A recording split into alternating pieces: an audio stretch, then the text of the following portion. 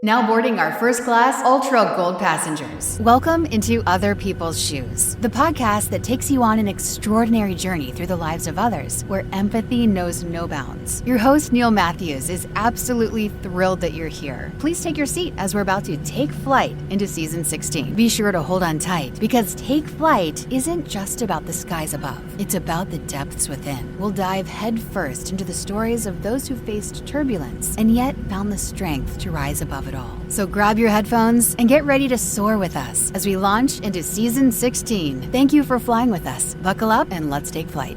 That is right. We are in the air today. I hope you brought your gummy bears, and I hope your seat again is in the upright position and it is locked. Don't worry, Stewart people will be around momentarily to bring you beverages, maybe a hot coffee, maybe some bottled water, or maybe even my personal favorite, Bloody Mary mix. No alcohol in the Bloody Mary mix. I just love tomato juice when I fly. I don't know why, but there we are. What does all that have to do with you today? Well, welcome into the cockpit. I mean, other people's shoes. As we begin again this take flight moment. Now, let me tell you for a second, as we begin our in-flight entertainment, and here it begins, one of my favorite Kevin Costner movies of all time. Now, there are a few, but this one ranks up there, and I don't even really know why, but I really love it. It's Draft Day. Now, Jennifer Garner's in that. Some other people are in that. I think Dennis Leary's in that, of all things. I love the movie, and I love it from this standpoint. He makes a stand in that movie, and he makes a declaration in that movie, and he doesn't let anyone deter him. I just wrecked the movie for you if you haven't seen it. If you're a sports fan, check it out. Why does all that bring about? Well, here's why. The movie profiles the Cleveland Browns, who have for years notoriously been terrible at football and terrible at figuring out how to do anything in life. And so when I started this season, I thought to myself, what is something that I'm really terrible at? And what is something that I don't know enough about? Well, lo and behold, an opportunity presents itself. And I introduce you to my new friend, Ryan. Ryan, how are you today? I'm ready for launch. Hey, Neil. That was good. You're the first one to do that. Well, we are now free to move about the cabin of experiences.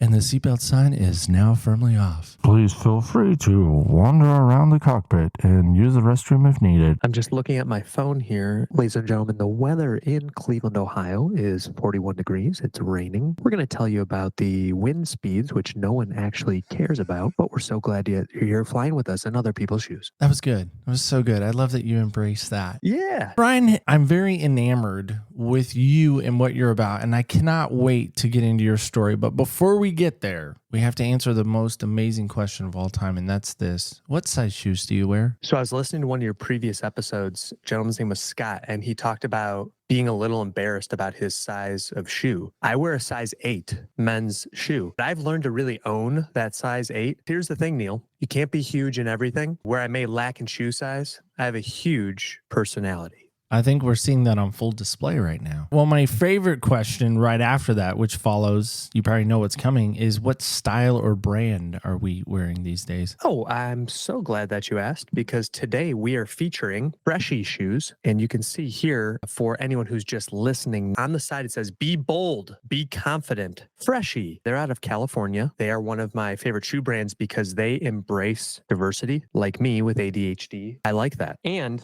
the other cool thing that they have, Neil, a boy unicorn. Because when you think about it, there isn't really a male portrayal of unicorns, but Freshie Shoe has them. Wow. I now need to go see these shoes in their full glory. I'm on their site right now. I think I just found my shoes. Godzilla. Mm-hmm. They're sky blue. I know everyone's like, what? They're sky blue?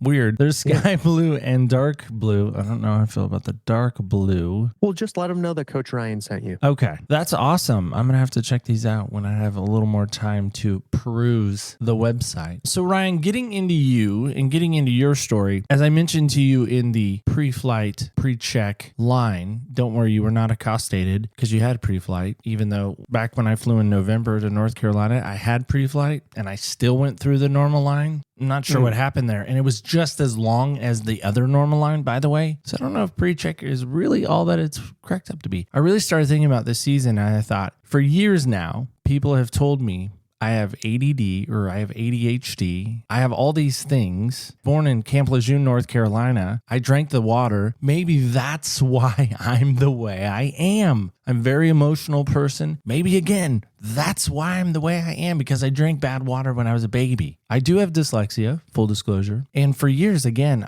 I thought I'm just this odd, peculiar dude, and I don't know why. And then lo and behold, like I said in pre-flight, you come along and I thought, okay, here's the guy. You don't have doctor in front of your name. As far as I know, you haven't gone to Ohio State Medical Center, or if even that's a thing. I wonder if you can help me if I have this or if I not. We can dispel the rumors once and for all. Like Sheldon from Big Bang Theory. My mom had me tested. I can say, well, Ryan had me tested. Your response to that would be, Coach Ryan is not a certified medical professional. The following is not medical advice. What I would say is it's important for you to know, Neil, that since 1994 in the DSM, which is the Diagnostic and Statistical Manual, that's basically the encyclopedia for psychologists and psychiatrists. There used to be ADD and ADHD, but ever since the DSM-5 came out, it's all been under one umbrella of ADHD. So people still use it interchangeably. The difference is there's now these different presentations, they call it. If someone presents as more of the hyperactive component of ADHD, that's someone who they struggle sitting still. They're moving around all the time. They struggle waiting their turn. They might get impatient waiting in line, for example. Whereas the more inattentive flavor of ADHD, which was formerly known as ADD, that's more of like the dreamer, like someone gets lost in their thoughts, or when someone is telling them something, they, oh, sorry, what did you say? So that's more of the inattentive. And many times I have found that women tend to fall into that category. And here's what I mean. Many times women don't get diagnosed until much later in life. They were able to check all of society's boxes. They did well in school. They were able to do what they were supposed to do, but yet because all of the inattention was in their mind, so it was a little bit harder for them perhaps. Stereotypically, it's the males. When you think of it, it's like the grade school boy you can't sit still in class, and that's more of the hyperactive. Or, for example, my diagnosis is combined type, a little bit of both. Dr. Russell Barkley, who is one of the premier researchers in the field of ADHD, he recently came out to say it's more of a spectrum. I mean, a lot of people think of spectrum with autism. ADHD, he said it's not categorical. Like you can't be like, okay, that person's hyperactive ADHD, that person's inattentive. These all appear in different situations. It's actually kind of situational for all of us. Everyone's going to have some aspects of ADHD. Like, yeah, someone might forget someone's birthday, or someone might run late, or someone might make an impulse purchase of shoes, for example. To officially get a diagnosis, this needs to be something that is pervasive throughout all areas of your life and persistent, where it's going to last for at least 6 months. Because sometimes someone might go through a little bit of rough spot where there could be some things that pop up that could resemble ADHD symptoms. It has to be something that spans a longer period of time. so what if there's someone like me who's listening who said, I think I have it. Is there a way, I feel like it's 17 magazine all over again, or Teen Pop, whatever it may have been back in the 80s, early 90s. Is there a way I can go take a test? Recently, there's been a lot more online resources for things like that. On my website, which is ryanmayercoaching.com, I have a free self-assessment. Now, it's not going to say, okay, Neil, based on your answers, you have ADHD. The reason why I put this on is because so many people ask that question when they see my videos online. They'll say, oh my gosh, not only was that entertaining, but that looks just like me in so many aspects of my life. I decided I'm going to take some of the questions that they would use in a doctor's office, put them into a self-assessment, so anyone, yourself included, could go to my site, fill this out, and then they'll have something that they could go to their physician to say, hey, thinking from some things I've seen and read that I might have ADHD, and here's the reasons why. So that way someone could have a conversation where they feel empowered and they're not just, you didn't get diagnosed on TikTok, quote unquote. I think once you and I get to know each other a little bit better, I'll be able to make more of an assessment of what I think, maybe even by the end of the episode. The great reveal, maybe. Well, getting more into your story, again, like I said, we're in this Take Flight series. And really, a lot of this spurred from really a song. People always wonder, like, where does the inspiration come from? This one came from a song. And in the lyric of the song, the guy actually talks about taking flight. Is it time to take flight? And I thought, that's not been there before the 1,000 other times I listened to this song. And it really got me thinking, because I never liked to fly. Like, doesn't seem fun to me. I like getting to the destination pretty quick. I don't like flying. I started thinking to myself, how many other people have felt maybe grounded where they couldn't really take flight? They couldn't really take off. And then it got me thinking of being grounded as a kid. And I thought, I hated being grounded. I made it more punishment on my parents than I did actually serving the quote unquote time. I kept thinking about, there's got to be stories out there. I was blown away when you think of something and you're like, well, let's go to social media. Let's test this out. And that's what I've done 5 years of doing the show. Man, so many people responded back. I have a take flight story. You need to hear my take flight story. You need to have me on your show. I'm amazing at flying. I once flew with Superman. I mean, it was just insane to me how many people responded, to the point where I almost had to tell people, we have enough. Thank you. I'm really sorry, but I have enough. I even thought about having a second version of this. Take Flight Season 2. Take Flight Season 2, which would really mess with my head, because we don't do that. Once we're done with the season, we move forward. All that aside, what was Ryan's take flight story? I was just thinking, maybe it would be a connecting flight. My take flight story happened when I took flight out of corporate and into entrepreneurship. For the longest time, I thought that I was going to maybe be part of the grounds crew, go with this airplane analogy. I love it, by the way. Keep going. I love that. Yeah, I saw how things worked. I had a skill set for meeting and really enjoying getting to know people. Chose a career in sales. The joke that I say is, the reason I didn't succeed in sales was I cared about people too much. For me, it's not about money. It's about the people and helping them. And when it came down to it, Neil, I cared about them more than I did about the product. And if I didn't feel the product was going to be the best fit for them, then I wasn't going to try to get them to buy it. Unfortunately, my sales management team didn't see it the same way, which I understand. Job after job, they'd say basically like, hey, we love having you here. Unfortunately, like, we're going to have to part ways with you. I end up finding myself in a career that I really enjoyed, which was working a mindset training company where it was actually helping people to overcome the challenges, the mental blocks that they had. They had this big, like an enterprise level package that they offered to companies to do corporate training. I was like the tip of the spear, if you will, where, hi, sir, welcome to your flight, when you check in at the gate. And what I realized was a bunch of people kept asking, do you coach anyone? Do you coach anyone? And I said, well, no, it's not something our company does. They're like, no, do you? My wife, Andrea, asked me when she saw the struggle that I was having, not making enough with commissions and closing these really big deals. She's like, if you could do anything, what would you do? Which was such a powerful question. I think we do put so many limiting beliefs on ourselves. We ground ourselves sometimes. Back in 2018, I had attended the International ADHD conference, and it was a weekend that changed my life because I learned about ADHD coaching. I got to meet so many other people that were just like me. I had met the founder of the ADD Coach Academy out of New York. He said, Ryan, I think you'd make a great coach. When my wife asked me, hey, if you could do anything, what would you do? It was like this moment of clarity. I want to be an ADHD coach. She's like, why don't you just do that? Now, as these clients were coming through and were saying, why don't you be my coach? I started saying yes to some of them. In July 2020 is when I said yes for the first time. So it was like just a little over 3 years ago. It's still crazy for me to say, Neil, that now I have over 500,000 followers on social media. I've coached people from 21 different countries around the globe and helped people just make big breakthroughs. I'm glad that I decided to board the plane and take the flight. The coolest part is I don't even know where the destination is, but I'm really enjoying the flight. When you talk about those international flights that just seem to last forever, I've never taken one, but they look amazing. Going to Dubai or someplace cool like that. That is fascinating to me. I think so many people, especially during COVID, I think that taught us so much. I mean, listen, people want to throw rocks at COVID, and rightfully so. The mask thing, whatever side of the coin you want to be on with that. Okay, fine. There's so much that came out of that. So much that people said, I'm not going to go do that. Whatever that may be again. Yep. And I love hearing those stories. I wanted to be one of those people. As I sit in this room right now, I had two computers. I had the work computer and I had the MacBook that we're presenting on right now. And I was struggling day in and day out to do my normal job.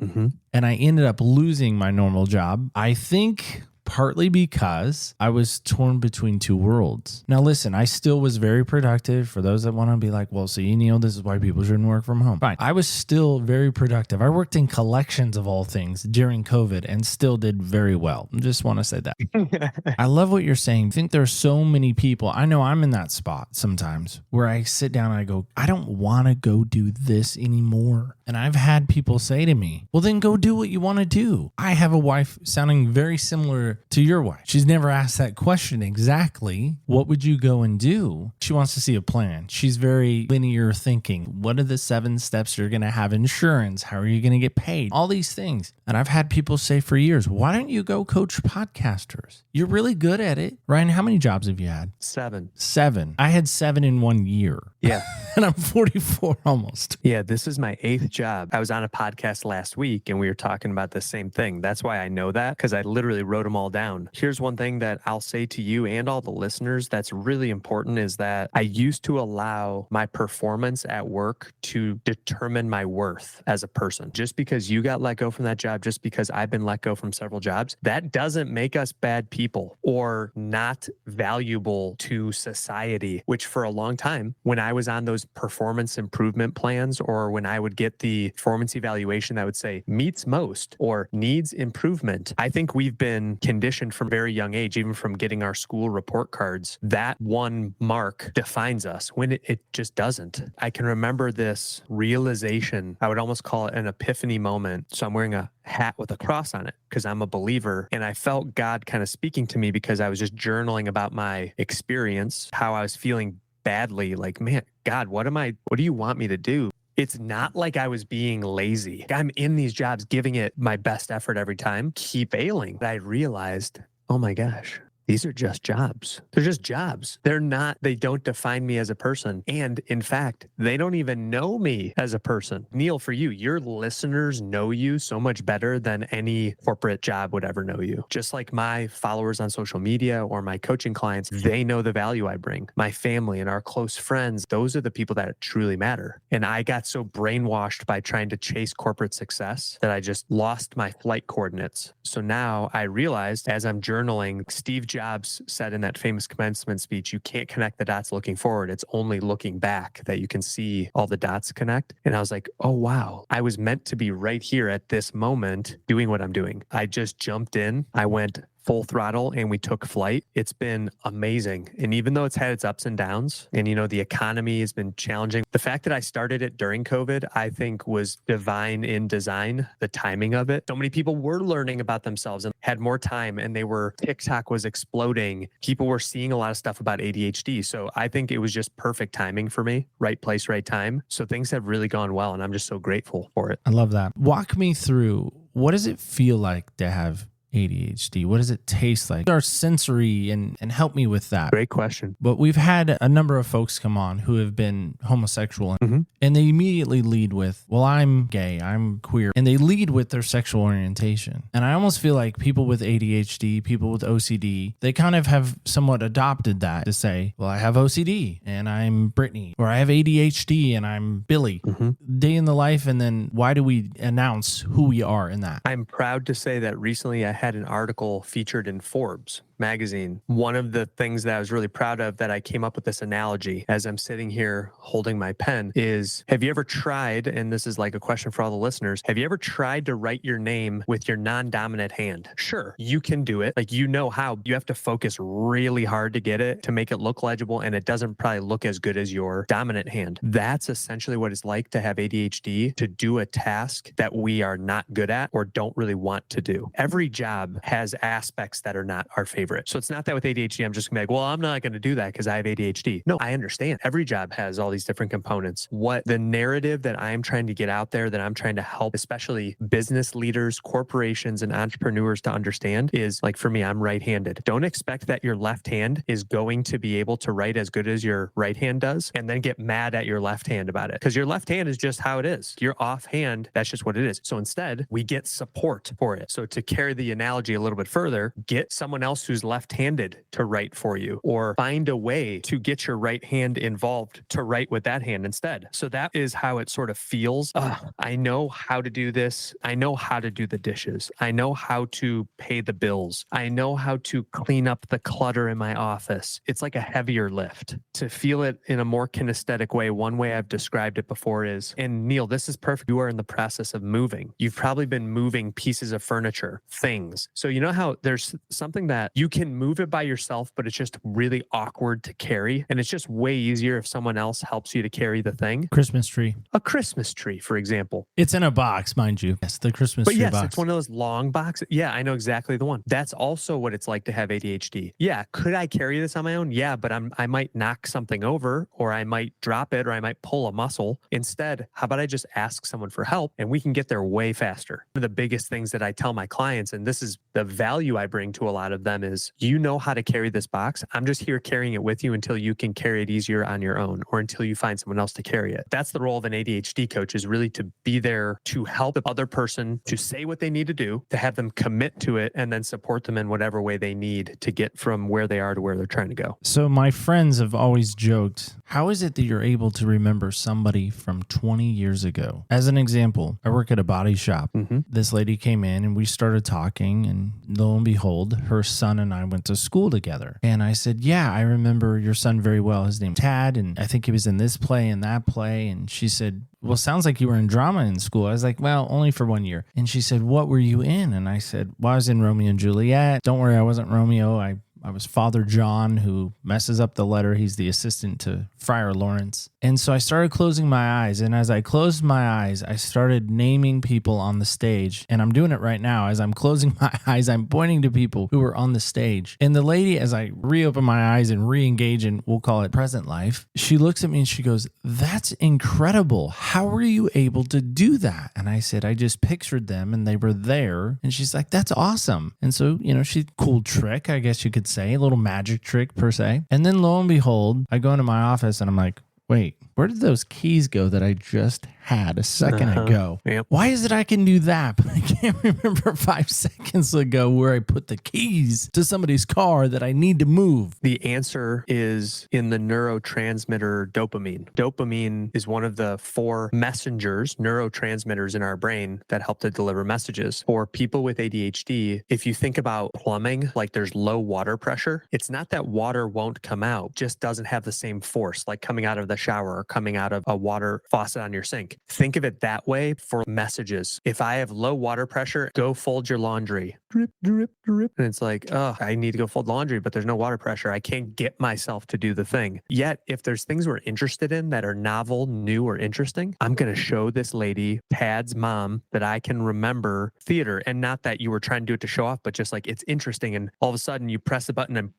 the faucet is just spraying water like crazy. Because when we find something we're interested in, like shoes, like sports, that's where we can lock in and do it. Same thing with me. I can remember conversations with clients from 4 years ago. One of my clients from Colorado, her dog Bo, and how she took him for a walk. And like, I remember that. I don't remember how many clients paid their bills this month, the really important things. And it's because it doesn't light up our interest centers. So that's the answer to that question. And I realized you asked a question earlier before that, like someone who might say what sexual orientation is. And I would say I actually haven't experienced it in that way. I think it's starting to shift. I've noticed now on LinkedIn, people will put hashtag open to work. Well, now I'm seeing hashtag neurodivergent, which is another way of saying ADHD or something that's different from the neurotypical brain. I think it's starting to get that way. I think the reason why most people, myself included, have been so hesitant to say, hey, I'm ADHD, of all of the misinformation that's out there. I honestly feel, Neil, that some of the companies that let me go, it wasn't because I couldn't have been successful there. It was because they didn't know how to handle me. They just weren't ready. So that's actually part of my mission, is getting out to talk to corporations to help them understand, if you just give that left hand the support it needs, or like take the pen out and let the left hand do what it does really well, it's actually going to be better for your bottom line. Being a person of Faith, you're probably familiar with this part in Corinthians that says, well, if the hand says, I don't want to be a hand anymore, I want to be an eye, I'm misquoting it. The idea is there are parts of the body. Every part plays a part in the body. And some parts we treat with greater respect and some parts we treat with lesser respect. Now, I take that on a big global scale. And I look at it as people rather than parts of the body. I think for years, and I emphasize years, when I have told people that I have dyslexia, they immediately say, well, I have that too. I'm like, oh, you do? They're like, yeah, I reverse numbers all the time. I can't spell.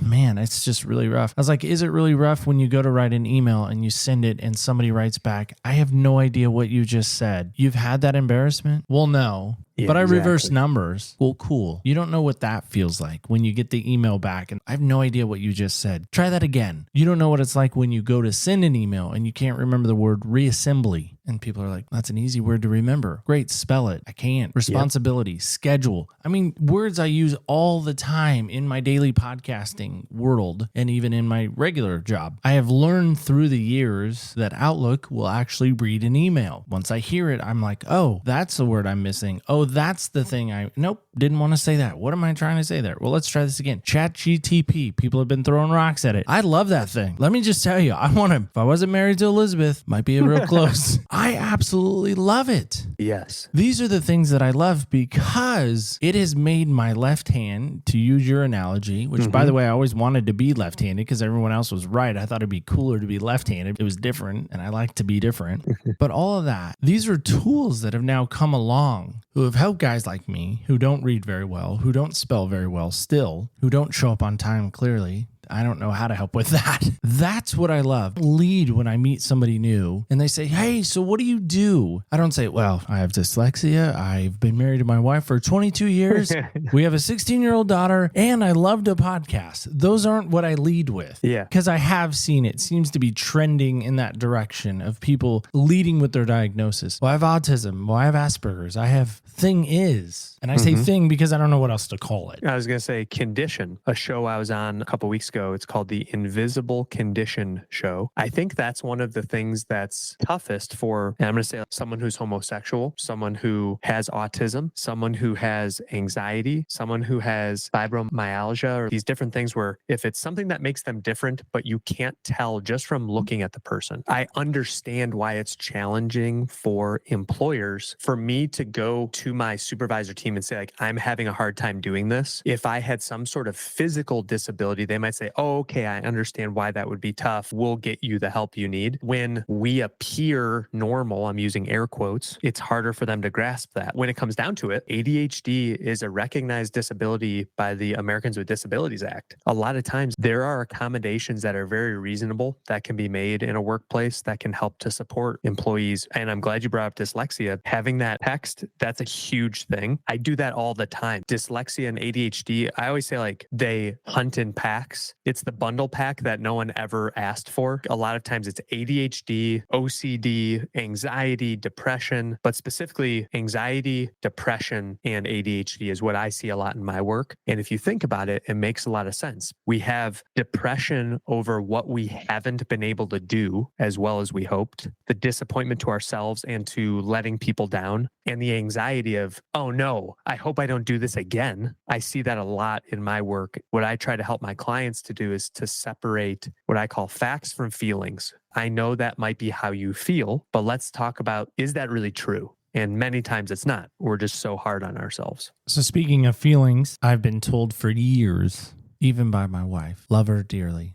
Y'all know that, not throwing rocks. She says, you know, babe, you have way more feelings than the two of us combined. In fact, you have so much feelings, you could probably give some away and still be okay. My brother-in-law and I were in North Carolina in November, and he's joked since that trip to friends, anyone that will listen, really. I'm surprised he doesn't have his own show after that trip. He said the University of North Carolina was like a drug. Like I went from one thing to the next thing to the next thing, and I would kind of get worn down. Then I would go to that next thing, and I'd get re-energized again. There's nothing cooler than seeing basketball game in the Dean Dome. Oh, by the way, you being a basketball guy, I had to get that in there. It was just amazing to be in that type of environment in the presence of such great, rich basketball history. As a little kid, I dreamed of going there and seeing a game live, and I thought, this is never going to happen. But in that, I mean, that's what he was noticing. And I thought, well, here's a guy that doesn't hang out with me on the regular. We're family, sure, but we've never taken a trip together. We've never been in a plane together, all this stuff. And he's like, you can't sit still. You can't just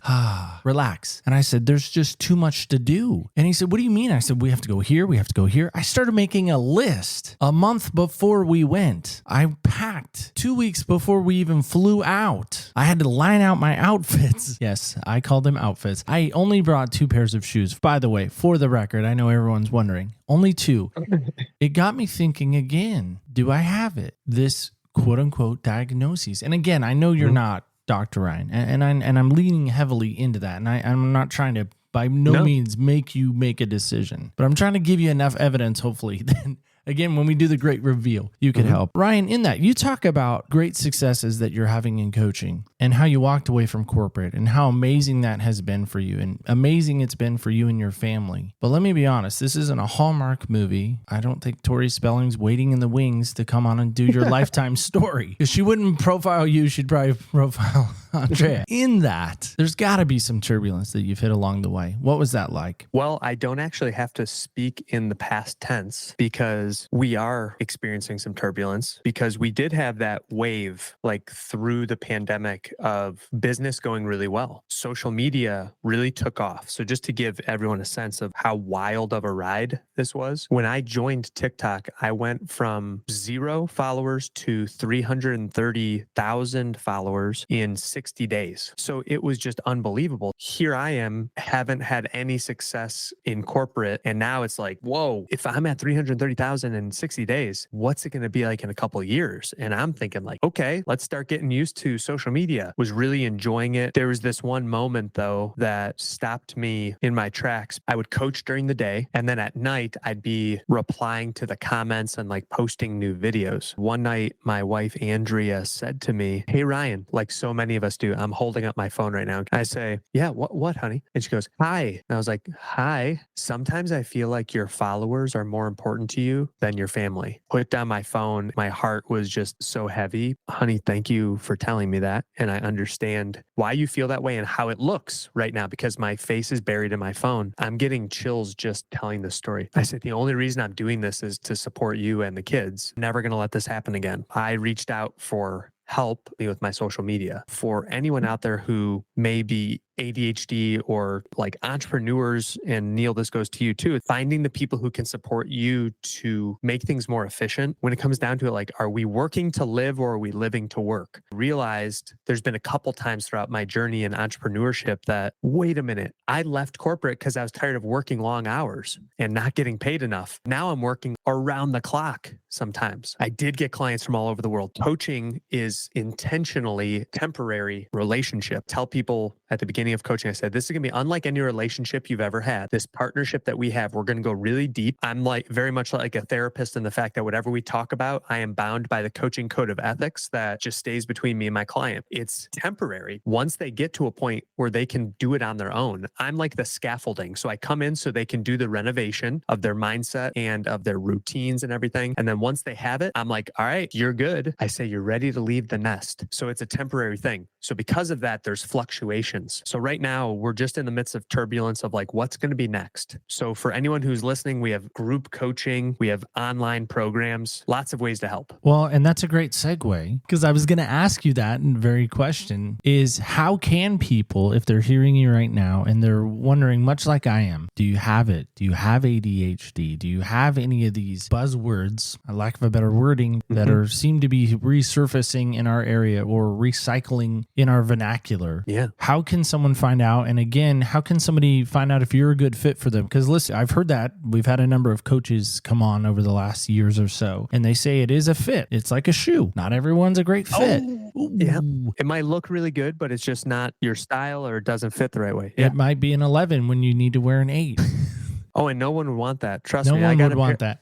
I got a pair of KDs that were too big on me. I don't want to be sliding all around on the court. So I took them right back to Dick's. And my current pair is a pair of LeBrons. They were working well for me. I might send you my LeBrons. I can't wear a KD. I can't stand the guy. I mean, he's probably the nicest guy on the planet. No offense taken. How can people find out more about you and your coaching? You can find me on all of the social media platforms, ADHD Coach Ryan, and on Instagram, ADHD_Coach_ Ryan Mayer, Mayer. My website's ryanmayercoaching.com. For your listeners, Neil, I wanted to give them this gift. The area that I'm really most passionate about is helping people in the workplace. That's where I really struggled the most, where I was in my darkest part of my life. So I have this program called How to Find Work That Works for Your ADHD. The cool part is it's really innovative because it's text message based. So you don't have to download an app. You don't have to watch a 45-minute webinar or anything like that. So this comes right to your phone. There's no username or password to forget. And I actually have a coupon code that's shoes30 for anyone who is listening to other people's shoes. You can book a call with me, which is totally for free. Here's the thing that I want to make sure you know is that even if I'm not the right fit, I have a couple of coaches on my team and others that I can refer you to. The thing is, like, I just want people to know that they don't have to do this alone. For so long, I tried to fight through it by myself. And that's when things got really dark for me. My mission is really to be a beacon of hope for people with ADHD, just like me, and to let them know that there's support for you, whatever I can do to help. I can't help but bring this back around. We were talking about deep roots that people have. There is a verse in Psalms that says that the person, this is Psalms 1:3, by the way, for those Bible scholars out there that want to go look this up, that person that is like a tree planted by a stream of water, which yields its fruit in season, and whose leaves does not wither. Whatever they do prospers. Ryan, you've been planted by the stream now, and you're not withering, and your fruit is becoming ripe within season. Have you ever thought for just a moment, if you never had walked away from corporate America, what life would look like for you and the kids and Andrea? It would have continued to be miserable. Masks of the pandemic, a phenomenon, I guess, in the world of ADHD known as masking,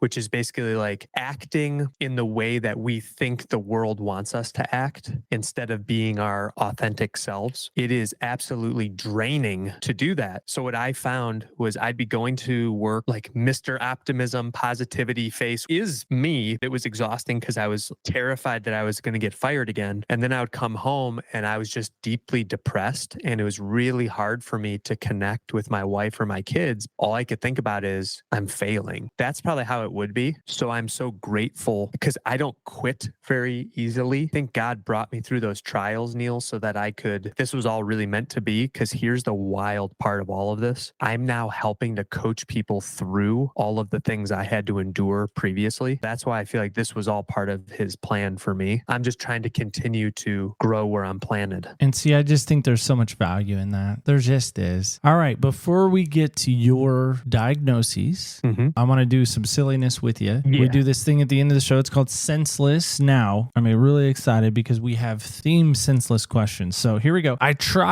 really did. I tried to go on Amazon, even eBay, and get you an Ohio State cup for senseless because, we have to make it random. So we have a die in a cup. Apparently, they keep sending me North Carolina cups. So I hope that's okay. Yeah. So wait, you're going to send me a cup? I was going to think about sending you an Ohio State cup.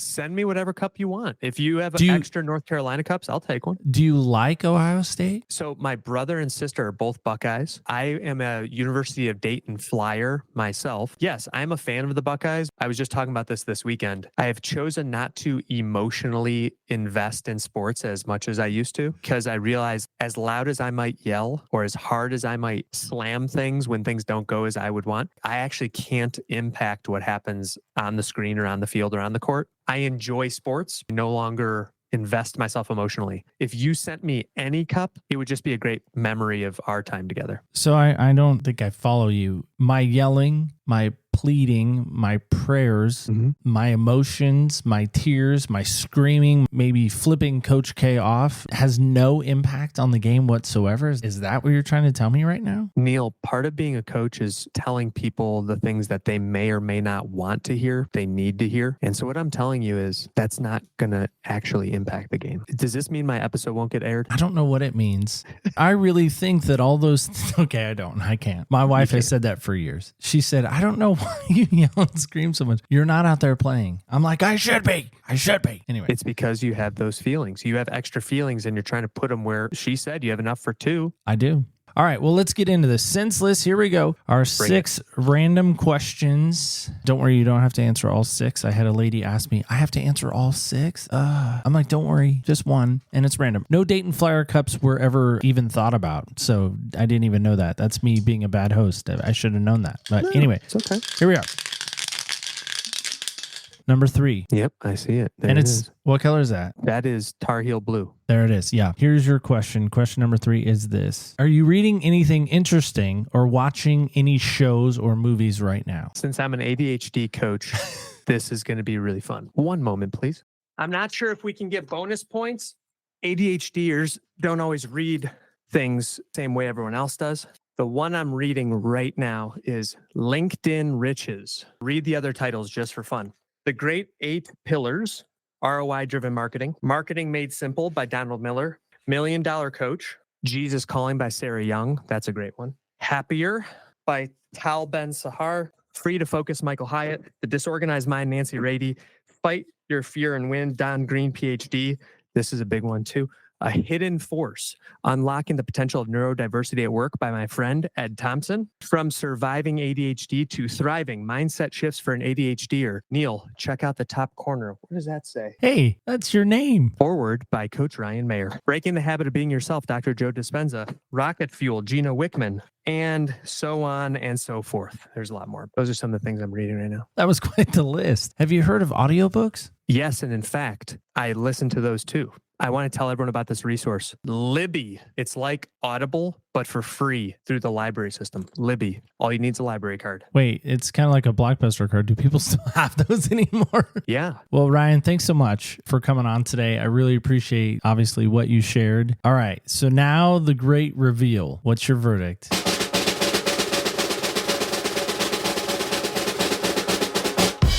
Ladies and gentlemen, we'd like to thank you for flying with us today on Other People's Shoes. We're happy to welcome our captain, Neil Matthews, into the world of ADHD because Coach Ryan says, you definitely have ADHD. Thank you for flying.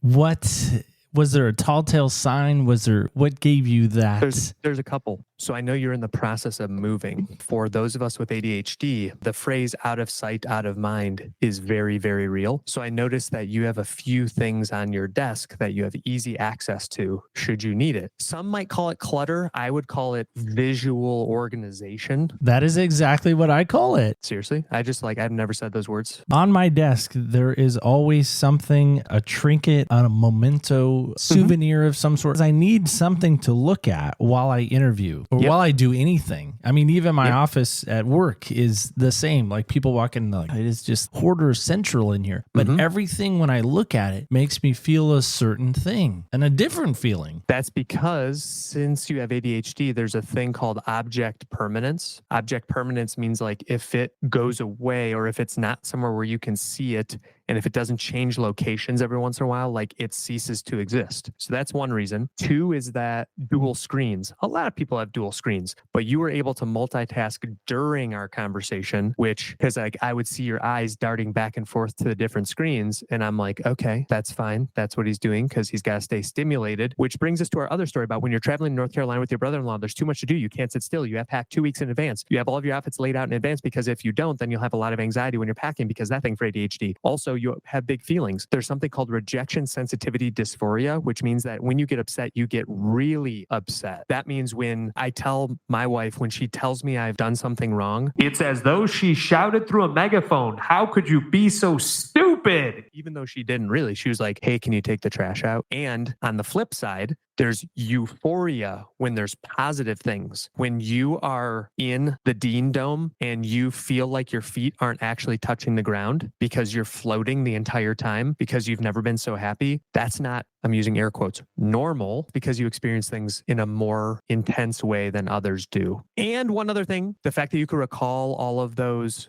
folks from theater, even though you were only in theater for 1 year, and you remembered Tad and his mom, and the fact that I can remember that his name was Tad and that you weren't Romeo, you were Father whatever, who was the side hick to the friar who wrote the letter. My listening skills are really good, just like yours are. That's why you're a podcast host, and that's why you have ADHD. Thank you for coming. Well, Ryan, thank you again for being here. I do not accept your diagnoses. No, I'm just kidding. No, I appreciate what you shared. And I love that you broke it down for us. And I love that you were able to obviously glean from our conversation enough to get to this point. I'm going to strongly encourage folks, if they're in that boat, if they're like me, they need to definitely reach out to you. I just want to say thanks again for being here today and giving us some moments. Neil, it was my pleasure to take flight with you and the rest of the listeners. Well, guys and gals, kids and campers alike, as we disembark from, I don't ever want to go back to Cleveland. Cleveland doesn't rock, despite what the song may tell you. There's so much I want to say in this moment, and I hate these moments sometimes. There's so much inside. Do you know, for years, I have thought that I am one of the dumbest people in the room. They're those people that come in and they say that they're the smartest one in the room. It's the opposite, flip side for me. And this isn't a self-loathing moment. I've always looked at dyslexia and things like this as somehow a deformity, malformation. Somebody once said, "You've been malformed." They told me that in ministry. I was malformed. That hurts. So I'm curious about this for you. How long are you going to allow yourself to stay on restriction, to stay grounded? When is the time that you look to the sky and you say, I'm going there? You guys know I love North Carolina. The Wright brothers, they had it right. They took flight. They didn't let anybody stand in their way. One of my favorite groups growing up, For Him, they have this amazing song, Wings. But who's going to sing your song? Who's going to help you take flight? And is it time for you? Let me know. OPSpodcast.com is a great place to let me know. You can let us know on the socials at OPS Podcast Show on our Facebook, Instagram, and Twitter. And don't forget, do not ever forget. Remember, when you walk in other people's shoes, you truly do get a different perspective on life. Thank you for flying with us. Stay tuned till next week when we take flight. When we walk in other people's shoes.